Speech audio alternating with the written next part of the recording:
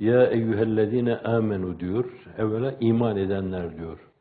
Demek ki birinin böyle iman etmeden esas iman hani izan şey onun da mertebeleri var. İmanın mertebeleri var. Bir taklidi var. Bir tekvini ve teşri emirleri sürekli analiz ederek tahlilden bir yönüyle terkibe, terkipten tahlile giderek her gün yeni bir imanla hayata uyanma işidir. Bunu fiildeki esas teceddüt ifade ediyor. Başka bir yerde vaka, Kur'an-ı Kerim'de tek bir yerde geçer o. Ya eyyühellezine amenu aminu. Ey iman edenler, imanınızı yenileyiniz. Zayıf bir hadis, fakat manası doğru. Hazreti Pir o hadisi alarak onun üzerine hüküm bina ediyor. Ceddidu imanekum bi la ilahe illallah. La ilahe illallah hakikatiyle. Yani afaki ve enfüsi delillere bakarak, bir yönüyle sürekli tefekkür ederek, yeni tahlillerden, yeni terkiplerden, sürekli hep böyle yeni iman ufuklarına açılmak, imanda derinleşmeye açılmak. Öyleyse bu ya eyyühellezine amenu ey iman edenler ettiler, iman ettiler. Fiil teceddüde delalet ediyor, iman ettiler. Yarın yine yeniden bir kere daha o imanlarını gözden geçirdiler. 2 günü birbirine müsavi olan kaybetmiştir buyuruyor Efendimiz sallallahu aleyhi ve sellem. İmanda yenilenmek suretiyle, bir kısım katkılarda bulunmak suretiyle yarını bugünden farklı yapmayan kaybetmiş olur. Öbür günü yarından farklı hale getirmeyen yine kaybetmiş olur. Evvela ona bakmak lazım, tefsir açısından bakmak lazım. Kutibe aleykumus siyam diyor ki burada ketebe kelimesi yazma manasına gelir. Kütübe de yazıldı demektir. Şimdi bu şunu ifade edebilir, bu farz kılındı manasını veriyorlar burada. İlmi ilahide esasen bunun farziyeti yazılmış. İmam-ı Mübin'de yazılmış. Sonra Kitab-ı Mübin'de de değişen kitapta. Birine levh-i mahfuzu hakikat, diğerine levh-i mah ve isbat. Yemhullahu ma yeşâ ve yuthbit ve indehu ummul kitab. Allah bazı şeyleri siler, bazı şeyler onun yerine kaydeder. Ama bütün bunların hepsi bir ümmü kitapta, levh-i mahfuzu hakikattadır. Ben o ayrımı da başkasının yaptığını, esasen o kelimeler herkes tarafından, çoklar tarafından kullanılmıştır ama ayrımını esasen Hazreti Pir-i Mugan Şemitaban'ın yaptığını biliyorum. Başka arkadaşlarımız başka yerlerde görmüşlerse tembih ederler, ben de ikaz edilmiş olurum. Birisini o levh-i mahfuzu hakikata İmam-ı Mübin diyor. Esasen ilmi ilahide, levh-i mahfuzu hakikatta bir şeyin ilmi ilahi açısından, harici vücut noktayı nazarından değil, tasvir açısından da değil. Bu tabir kullanılmıyor. Fakat Allah Celle Celaluhu bilir her şeyi. Olmuş olacak her şeyi bilir. Sonra sizin düşünce ve tasavvurlarınız açısından mukabele meselesine bağlayarak meseleyi anlatacak olursak şayet, bir de sonra o bildiği şeyleri şekillendirir Allah Celle Celaluhu. Kafanızda bir şey vardır. Sizinkini ona benzetmemek lazım. Fakat sonra siz onu yazıya dökersiniz, senarize edersiniz. Efendim, yine bu da ilmi ilahiye ait bir keyfiyettir. Fakat ne zaman ki o dışta, o kaderi program, ona da öyle senaryo denecekse, beşerin sergüzeşti hayatı, her ferdin sergüzeşti hayatı, toplumların sergüzeşti hayatı, milletlerin sergüzeşti hayatı, insanlığın sergüzeşti hayatı. Ne zaman bunlar figüranlarıyla sahneye konursa ona da harici vücut noktayı nazarı denir. İşte o levh-i mahvu ispata girer burada.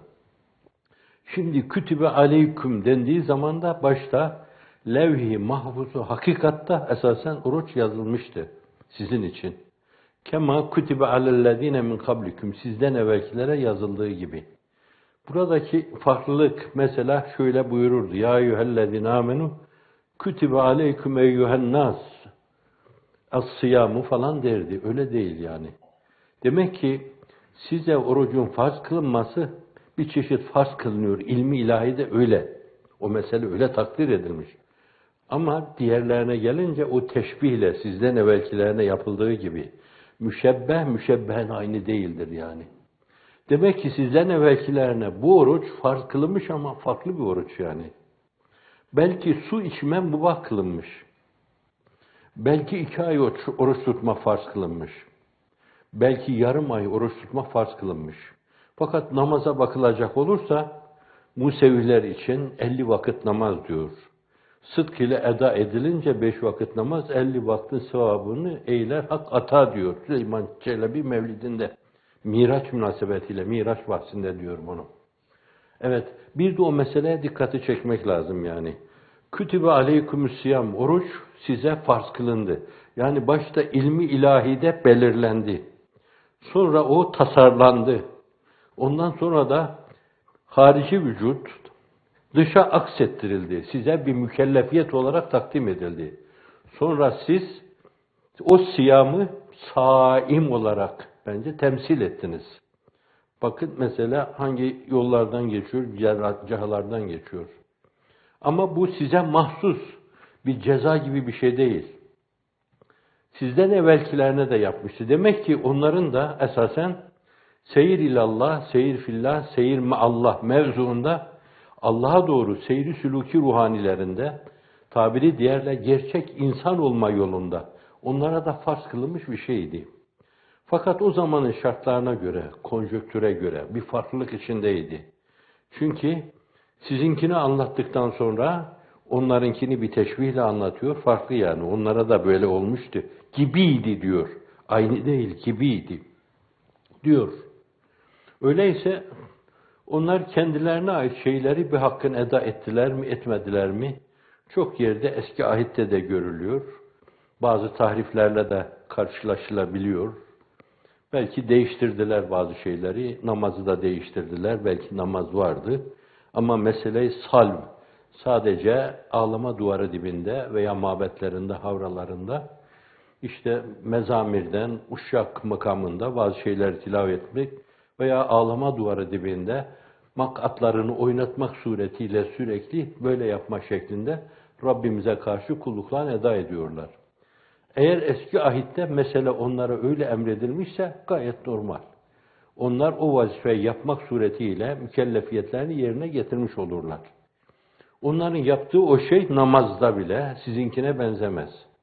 Sizinki sahibi şeriat tarafından doğrudan doğruya icmalisi o meselenin yoruma açık yanı tabiri diğerle vahyi metlulu olan kısmı vahyi gayri metlula şekillendirilmiştir. Sallu kemâ re'eytumûnü usalli buyuruyor Hazreti Ruhu Seyyidül Enam. Bana bakın ben nasıl namaz kılıyorsam öyle kılın. İşte gördüğünüz gibi Hazreti Enes, Ebu Hüreyre, Resul-i Ekrem'in böyle namaz kıldığını gördüm ben diyor yani. Efendimiz icmalini alıyor o meselenin. Fakat tafsilini vahyi gayri metlûla. Evet, 5 vakti Allah Celle Celaluhu, vakı o da işaret gibi. İnna salate kânet alel mü'mine kitaben mevkuta. Başka bir yerde sabah akşam ikisinin arasında demek suretiyle tefsirciler 5 vakti istinbat ediyorlar ondan. Fakat namazın şekline gelince iftida tekbir, Kur'an-ı Kerim söylemiyor onu. Fatiha okuyacaksınız söylemiyor onu. Rükûa gideceksiniz söylemiyor onu. Rükûdan kalkacaksınız, belinizi doğrultacaksınız. Hepsinde Allahu Ekber, onda Semiallahu limen hamide yani. Geçen gün sormuştunuz da antiparantez bir şey diyeyim, aklıma sonra bir şey geldi bu mevzuda benim.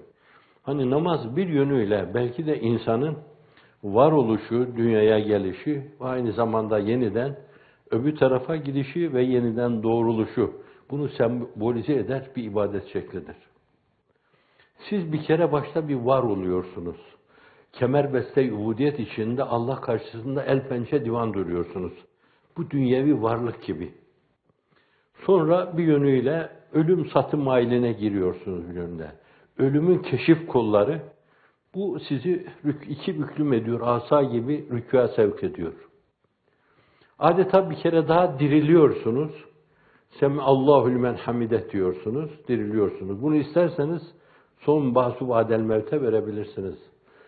İsterseniz secdeye gitmek suretiyle yeniden toprağa dönüyorsunuz.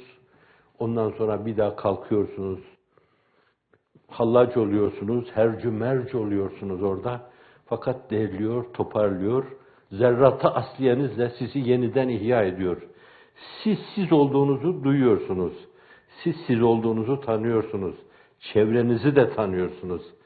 Tıpkı tatlı rüya iklimlerine açıldığınız zaman bir kısım işte o rüyaları böyle hakikat gibi gördüğünüz türden siz öbür tarafta hakikaten aynen burada bir rüyadaymışsınız Hazreti Ali sözüyle. İnsanlar uykudadırlar, öldükleri zaman uyanırlar diyor.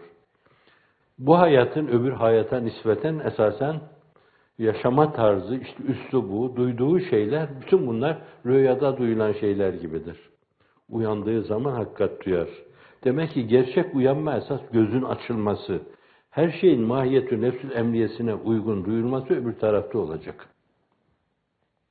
Evet, namaz öyle bir şey aynı zamanda diyebiliriz onu. Evet, geçelim, antiparantez kapatalım, geçelim buraya. Kema kutibe alellezine min kablikum. Sizden evvelkilerde de levh-i mahfuzu hakikatta yazılmıştı onlara göre.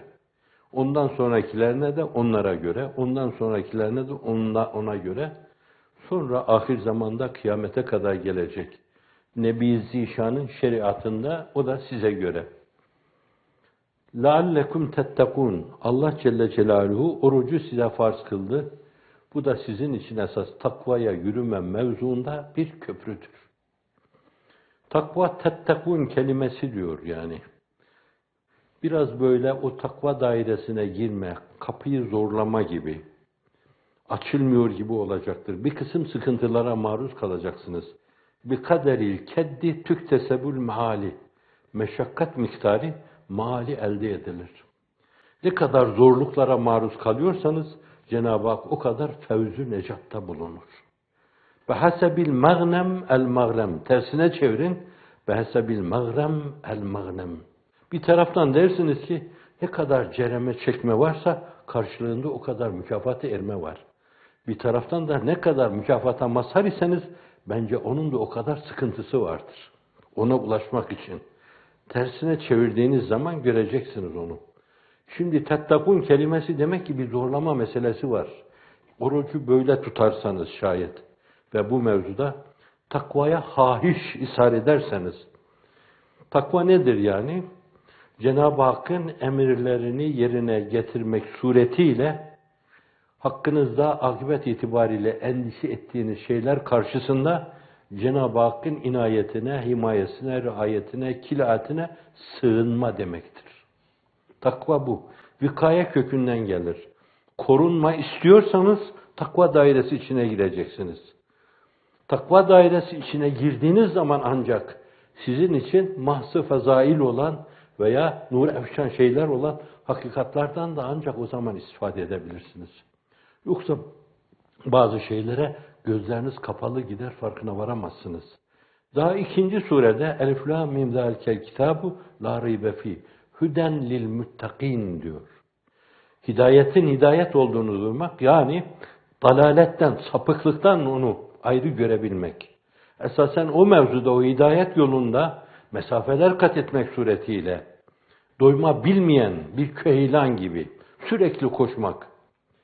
Ancak bunu yapacak insanlar müttakilerdir. Hüden lil muttakin. Kur'an mahsı hidayettir. Yol gösterir. Projektör gibi insanın yolunu aydınlatır. Fakat takvaya talip olanlar için müttakin diyor. Cenab-ı Hakk'ın himayesine sığınmaya azmetmişler için diyor. O mevzuda kararlı duranlar için, dik duranlar için mahsi hidayettir diyor. Bu açıdan da o takvayı da öyle anlamak lazım. Şimdi oruç ona bir köprü ise namaz ayrı bir köprüdür. Hac ayrı bir köprüdür. İffetli yaşamak, bohemliğe girmemek ayrı bir köprüdür.